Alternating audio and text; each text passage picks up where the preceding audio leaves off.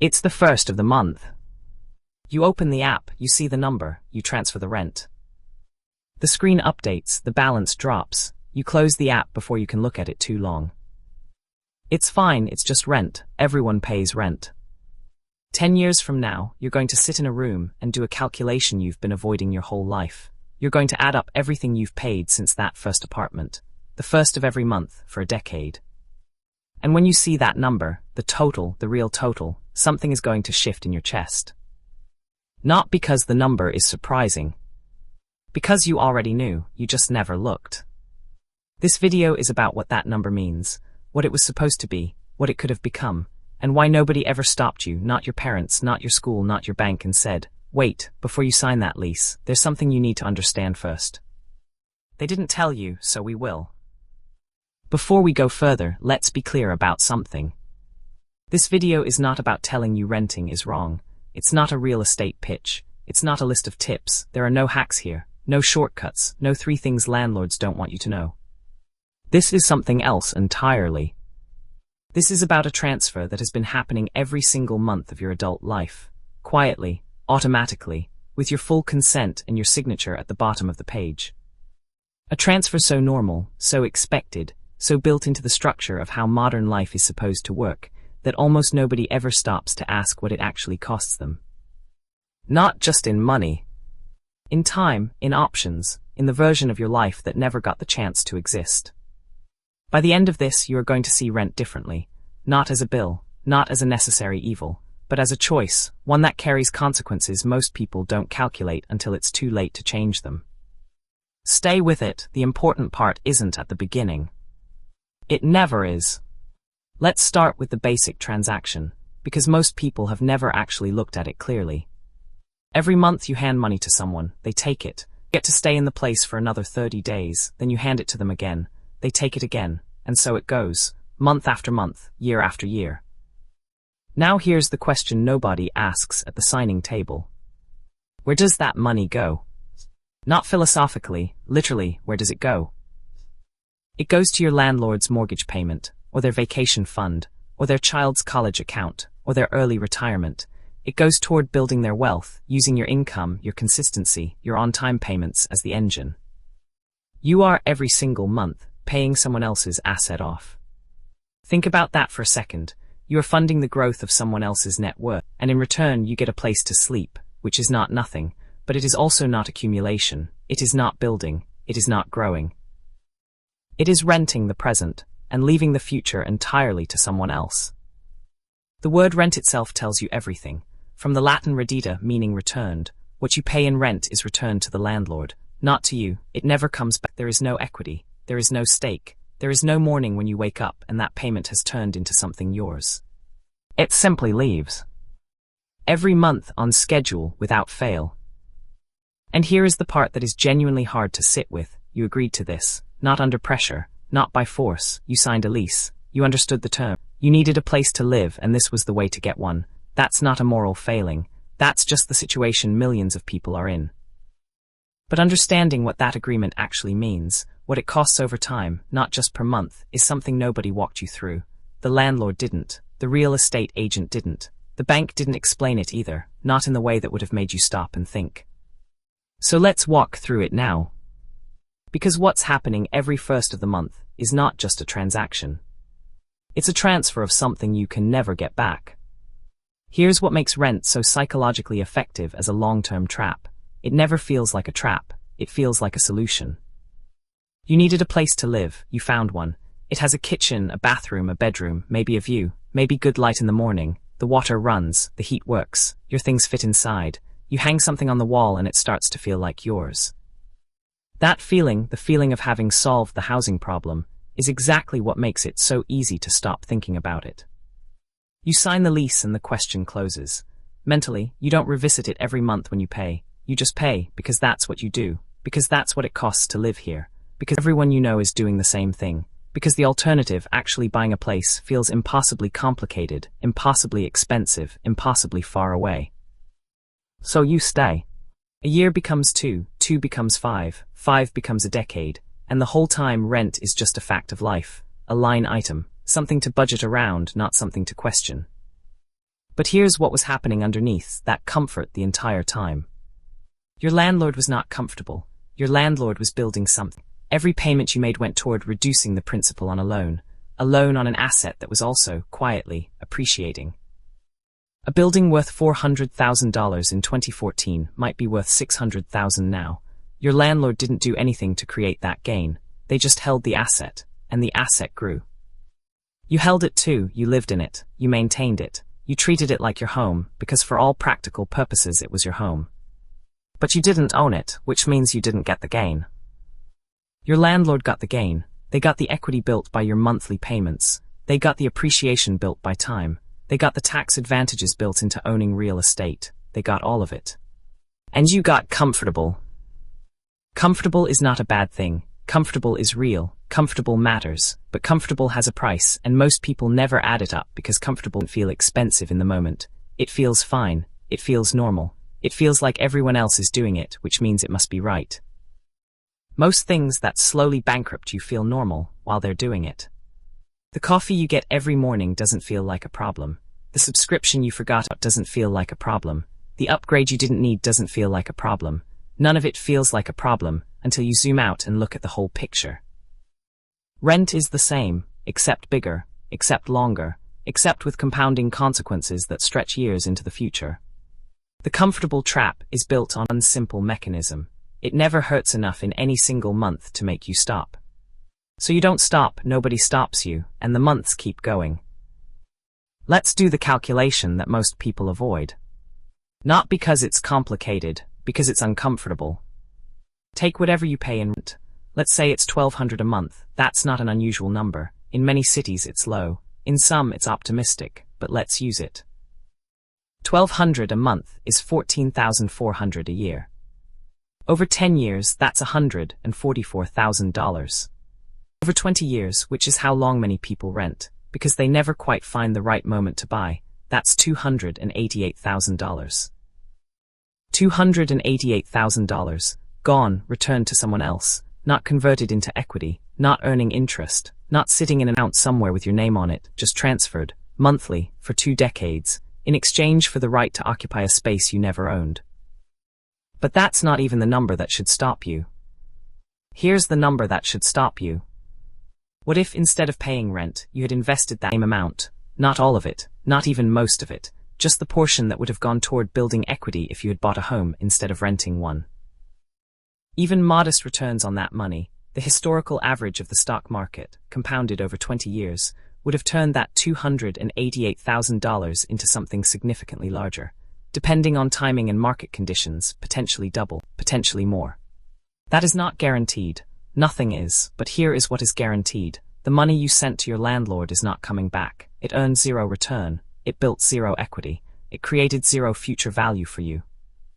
$288,000 spent on temporary occupancy, while next door, someone else was building generational wealth using the exact same asset you were living in.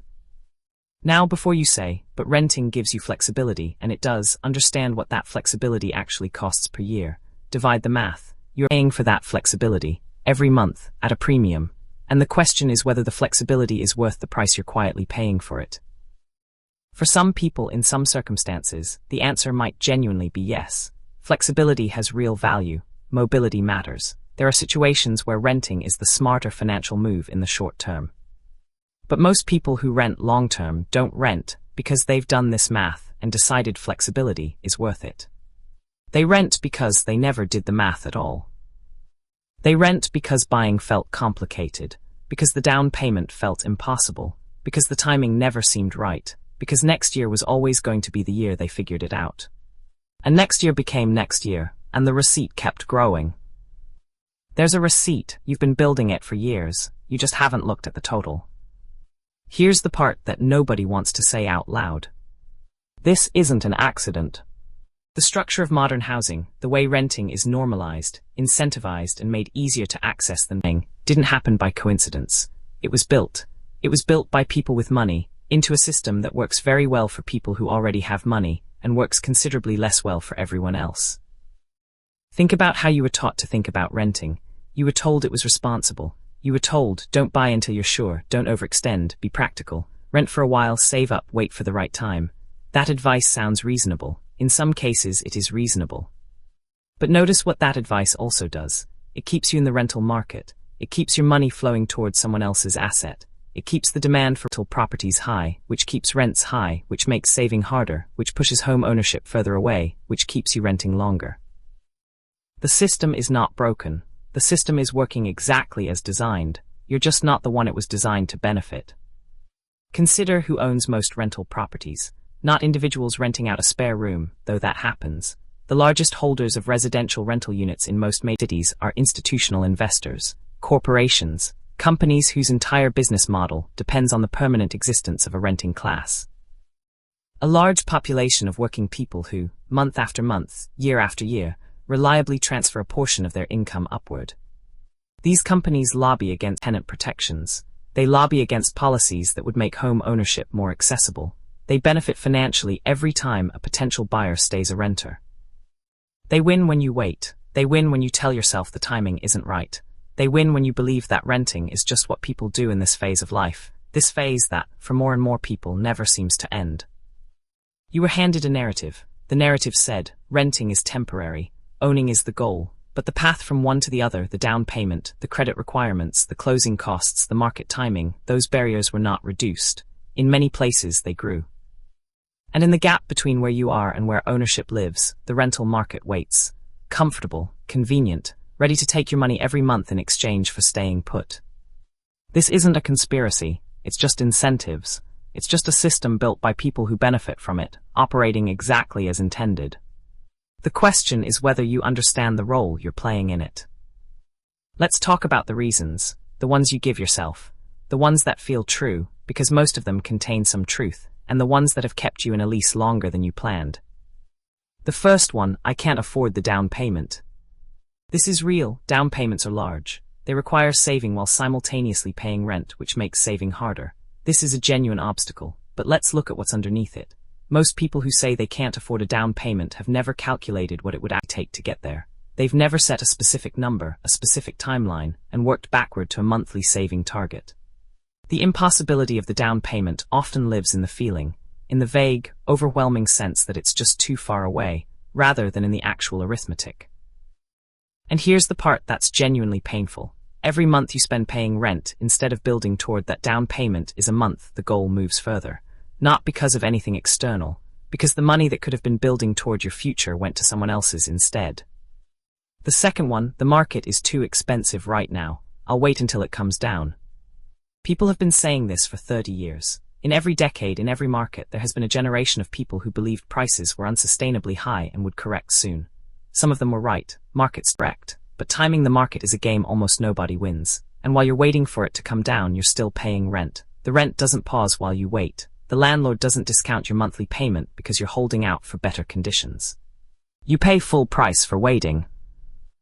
The people who built wealth in real estate didn't do it by timing the market. They did it by entering the market, by buying something, holding it, and letting time do the work. Time, it turns out, is the variable most people underestimate, and it's also the one you can't get back. The third one, I'm not ready to settle down. I like the flexibility. This one deserves respect. Flexibility is real. Freedom of movement is worth something. The ability to change cities, change circumstances, change your life without being tied to a mortgage, that has genuine value for some people in some periods of their lives. But flexibility is not free. You're paying for it, every month, at whatever your rent happens to be. And the honest question, the one most people never ask themselves, is, how much flexibility am I actually using? How many times in the last 5 years have I moved? How much has that mobility actually changed the trajectory of my life? For many people, the flexibility they're paying for is theoretical. It's the option to move that they've never exercised. It's the freedom they're funding but not using, while the cost of that unused freedom compounds quietly in someone else's favor. None of these reasons are lies, but none of them are the full truth either. The full truth is something most people don't say, even to themselves. Ownership feels scary, complicated, permanent, and far away, and rent for all its costs is easier, right now, this month, this year. That's the real reason most people rent longer than they planned to. Not the market, not the down payment, not the flexibility. The comfort of not having to decide. Two people, same city, same year, same income. In 2010, both of them needed a place to live. Both of them were in their late 20s. Both of them were making decent money, not wealthy but not struggling. Both of them had roughly the same amount saved. And both of them faced the same choice: rent or buy. The first one rented. It made sense at the time. The market felt uncertain. Buying felt like a commitment they weren't ready for. The apartment was nice. The lease straightforward. The decision felt responsible, flexible, low risk. They moved in and mostly stopped thinking about housing as a financial decision. The second one bought. Not a dream home, a small place, nothing impressive, slightly outside the ideal location, with a mortgage that was tight but manageable. They stretched a little. It wasn't comfortable at first, but they made it work. 15 years later, here is where they both are. The first one is still renting. Not the same apartment, rent went up, they moved a few times but still a tenant. In those 15 years they paid somewhere between $250,000 and $300,000 in rent. That money is gone. There is no account, there is no asset, there is no equity. If they wanted to calculate total net worth, housing contributes exactly zero to the positive side of that ledger. What do they have to show for 15 years of faithful, on-time rent payments? The right to keep paying, nothing more. The second one tells a different story. The mortgage is more than halfway paid. The value of the property through normal appreciation, through the gradual improvement of the neighborhood, through 15 years of a market that went up and but mostly up, has increased substantially. The equity position is significant, not life-changing on its own, but real, tangible, an asset with their name on it that is worth more than what they paid for it. They also refinanced twice during low-rate periods, which reduced the monthly payment and freed up cash that went into other investments. The mortgage, which once felt tight, now costs less per month than the first person pays in rent. For a place the first person doesn't own, that gets smaller in relative value while the other's asset grows. Same starting point, same income, 15 years apart. The difference isn't intelligence. It isn't luck. It isn't that one was richer or financially sophisticated. The difference was a single decision, made in a moment that felt uncertain for both of them, that compounded differently over time. One decision compounded into nothing. The other compounded into something. And the frightening part isn't where they are now. The frightening part is that the first person never felt the gap widening. Every month felt fine. The rent was paid. Life continued. The loss was invisible, spread so thin across so many normal months that it never showed up as a loss at all. It just showed up one day, 15 years later, when they sat down and did the math. The maths they had been avoiding the whole time. There's a receipt. You've been building it your whole adult life. Let's finally look at what's on it. It doesn't just list the money, it lists everything the money was supposed to become. The down payment you could have saved 5 years earlier, it started intentionally, on the receipt. The equity you would have built while other people were building it, on the receipt. The appreciation of an asset in your name, compounding quietly while you paid for the right to live inside an asset in someone else's name, on the receipt.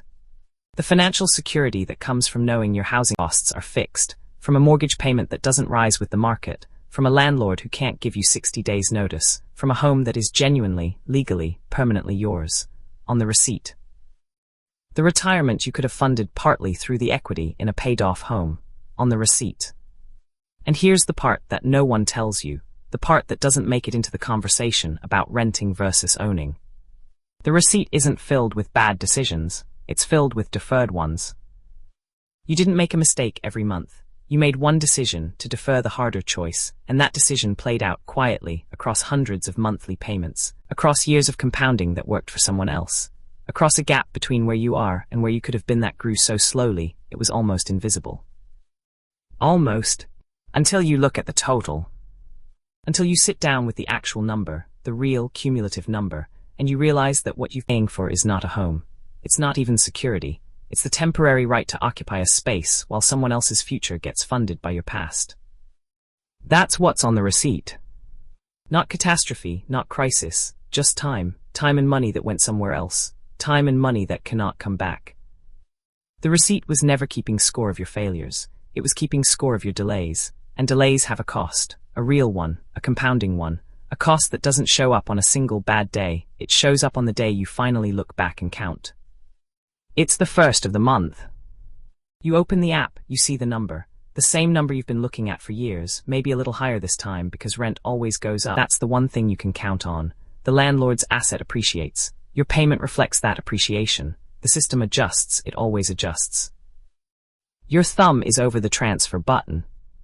You're going to press it, you probably have to, because this month the alternative still isn't in place, because changing this takes time, because the decision you're going to make differently, if you make it differently, doesn't happen overnight. It happens in a series of smaller decisions that start now and compound forward. So press it, pay the rent. But this time, don't close the app before you can look at it too long. Look at it, let the number sit there, let it be real. Because something is different now, not the amount, not the landlord, not the apartment, not the lease, not the terms. You can see it now, what the transfer is, what it costs, what it was supposed to become. You know what's on the receipt, and once you know that, you can't unknow it. You can't go back to paying without seeing. The line is being written, it always has been, but now you feel the pen. That's not nothing, that's actually where everything starts. Not the day you buy a house, not the day you save the down payment, not the day you finally close the lease for the last time. It starts earlier than all of that. It starts the moment you stop looking away. The rent you've paid wasn't a mistake, it was a season. Seasons change, but they only change when you decide they should. The first of next month is coming, and the month after that, and every first of every month for the rest of your working life is either a line on someone else's seat or the beginning of building your own. The choice has always been yours. Nobody told you that either.